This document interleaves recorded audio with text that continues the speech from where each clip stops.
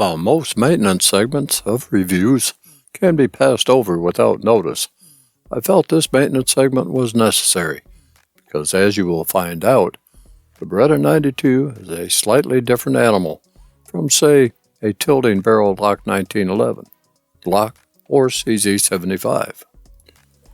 Prior to performing maintenance, always perform a safety check to ensure that the firearm is unloaded and safe.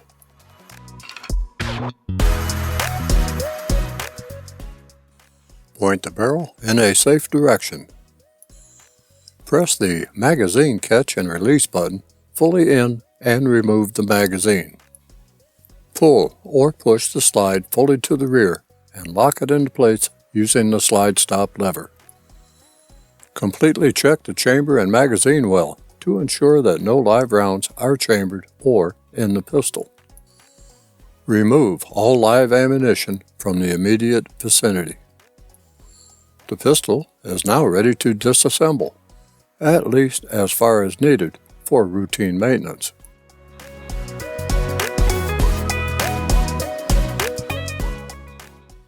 The Beretta 92FS, or M9, is easy to field strip, but not as easy as when Jet Li in the movie Lethal Weapon 4 removed the complete slide from Riggs's pistol, a prop gun that, incidentally, was used by both Bruce Willis and Mel Gibson in their films. While easy to completely field strip, there is a caveat, so let's get started. Since the slide was locked back during the safety check, let's start at that point. Hold the pistol in the weak hand. With the strong hand thumb, press the disassembly latch release button in from the right side of the frame, and, using the forefinger, rotate the disassembly latch on the left side of the frame clockwise until it stops. While holding the slide, press the slide lock down and release the slide. Allow the slide to go forward in a controlled manner until spring tension is fully released. Pull the slide assembly forward, completely off of the frame. Press the recoil spring and spring guide forward. The recoil spring will be under spring tension. Lift the spring guide and recoil spring up and away from the pistol, letting the latter's spring tension release slowly. This step is the caveat to removing the barrel from the slide. Press and hold the barrel's locking block plunger to raise the locking block. Remove the barrel assembly straight up and to the rear of the pistol. This is as far as you need to go to perform routine maintenance.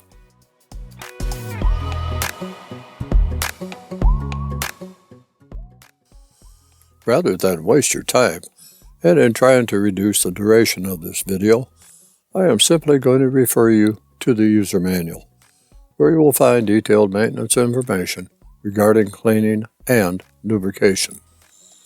While there are several maintenance videos available for the Beretta 92, and while they are acceptable, I may do a more acceptable video at a later time regarding the total operation and maintenance of the pistol.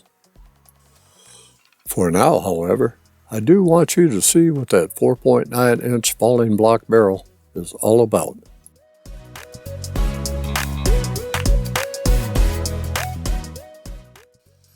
Here, you can see the locking lug in operation. Upon firing, the pressure developed by combustion gas recoils the slide barrel assembly. After a short run of the slide barrel assembly, the locking block plunger is pressed forward, forcing the locking block to fall and release the slide, letting it recoil while the barrel stops against the frame. The slide, during its rearward movement, extracts and ejects the fired cartridge case and cocks the hammer. Pushed by the recoil spring, the slide then moves forward, force-feeding the next cartridge from the magazine into the chamber, and during this forward slide movement, the frame forces the locking block back into position where the barrel is locked into place. When you press the locking block plunger in for disassembly, the locking block is released from its locked position, thus freeing the barrel for removal. A good inspection point is that part of the frame that pushes the locking block into its locked position, and also the falling locking block itself. So, let's take a look at it from the inside.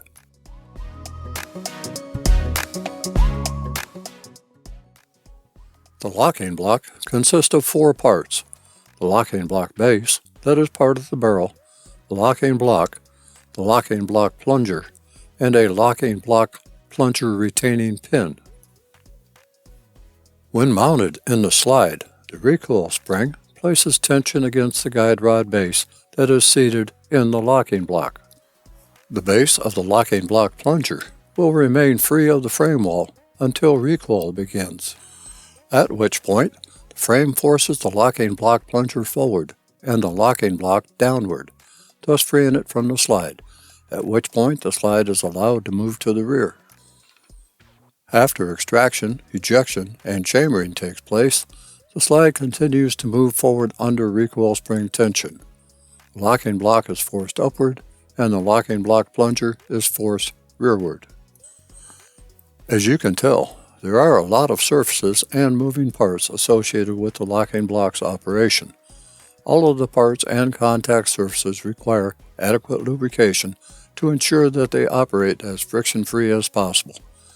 It is important to know how the locking block system works so that you can determine what to lubricate. Do you now understand how the falling locking block system works in the 92FS? If not, I'll give you a minute.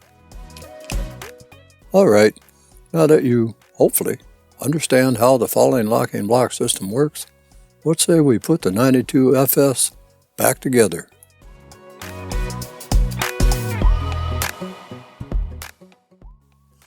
Assembling the pistol, as with disassembly, comes with a caveat.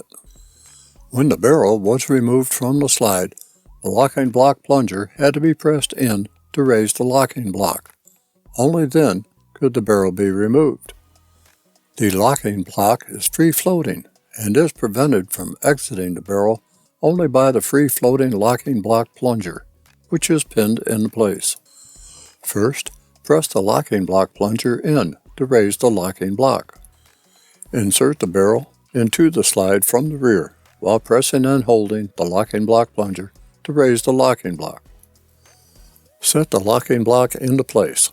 The locking block may or may not fall into place easy. In the event that it does not, it may take some wiggling of the locking block to get it to fall into place, or you may have to press lightly on the barrel from the top of the slide to get it to clear the slide. When it does fall into place, the barrel is effectively locked into the slide. The barrel will not move unless the locking block is raised.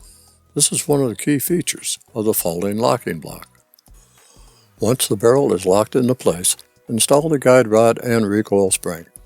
Insert the front of the guide rod into the opening in the front of the slide and push in. The recoil spring will come under tension during this operation, and care should be taken to prevent the recoil spring and guide rod from exiting. Place the base of the guide rod in the center of the saddle on the locking block. Ensure that everything is centered within the slide. Assemble the slide and frame. Push the slide to the rear and lock it into place with the slide lock. Push the slide release lever counterclockwise and up.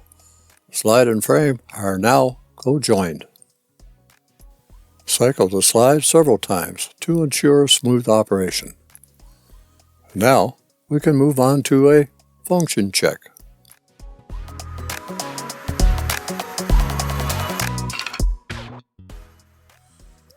Whether you use snap caps or not, I leave totally up to you.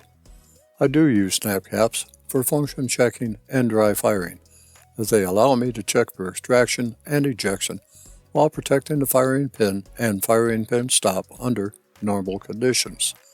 They provide the firing pin something soft to impact and eliminate the chance of firing pin breakage. Install a few snap caps into a magazine.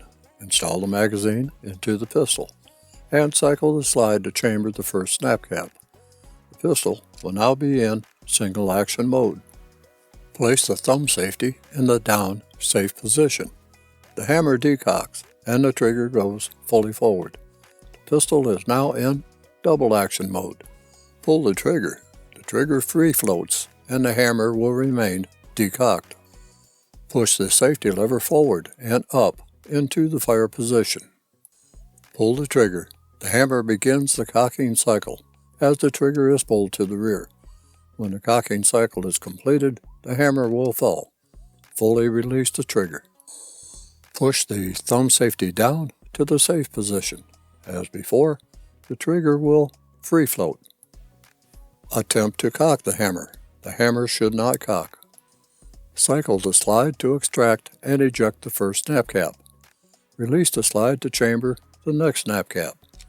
The hammer will fall to the safe position, but again, the trigger will free float, preventing the hammer from cocking. Place the safety lever to the up fire position. Pull the slide slightly to the rear, about 1/4 of an inch will do. Pull the trigger. The trigger should free float. This checks the disconnector operation. Cycle the slide as many times as necessary to extract and eject remaining snap caps. The slide will lock back on an empty magazine. If any function check fails, do not attempt to live fire the pistol. Seek professional help in the form of a competent gunsmith, as you have an unsafe firearm.